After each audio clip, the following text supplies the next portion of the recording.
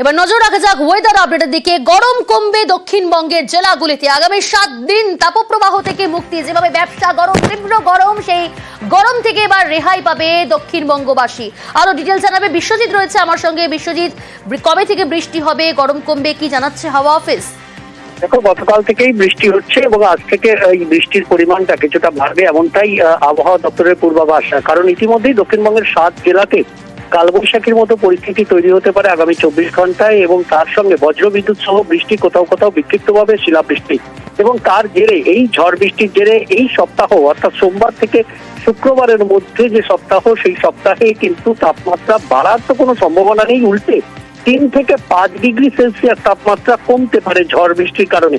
ঝড় বৃষ্টি সব থেকে বেশি হওয়া আগামী 24 ঘন্টায় যে পূর্বাভাস রয়েছে তাতে হুগলি, পূর্ব পশ্চিম মেদিনীপুর, পূর্ব পশ্চিম বর্ধমান এবং বাঁকুড়া, পুরুলিয়াতে বেশি ঝড় বৃষ্টির সম্ভাবনা আছে। ইতিমধ্যেই হাওড়া সহ পূর্ব মেদিনীপুর, পশ্চিম মেদিনীপুরে বজ্রবিদ্যুৎ সহ ঝড় বৃষ্টির আগামী 2 ঘন্টাতে সতর্কতা জারি করেছে আলিপুর আবহাওয়া দপ্তর। দক্ষিণবঙ্গের সব জেলাতেই, কলকাতা সহ সব জেলাতেই আজ থেকে আগামী কয়েকদিন ঝড় বৃষ্টির সম্ভাবনার কথা জানাচ্ছে আলিপুর আবহাওয়া দপ্তর। এবং এই ঝড় বৃষ্টির কারণে তাপমাত্রা অনেকটাই নামবে, 3 থেকে 5 ডিগ্রি সেলসিয়াস তাপমাত্রা নামবে, এমনটাই পূর্বাভাস আলিপুর আবহাওয়া দপ্তরের। উত্তরবঙ্গেও ঝড় বৃষ্টির সম্ভাবনা, ওপরের দিকের জেলাগুলিতে বৃষ্টির পরিমাণ বেশি থাকবে। প্রিয়াঙ্কা,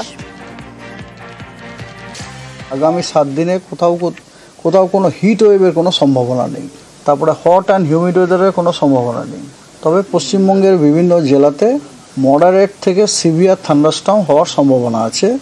তার সাথে গাস্টি উইন্ড এবং কোথাও শিলাবৃষ্টি এগুলো হওয়ার সম্ভাবনা আছে। কলকাতাতে যেমন আগামীকাল বৃষ্টি এবং থান্ডার শাওয়ার হওয়ার সম্ভাবনা আছে, তার সাথে প্রবল আপনার গাস্টি উইন্ড, ঝোড়ো হাওয়া।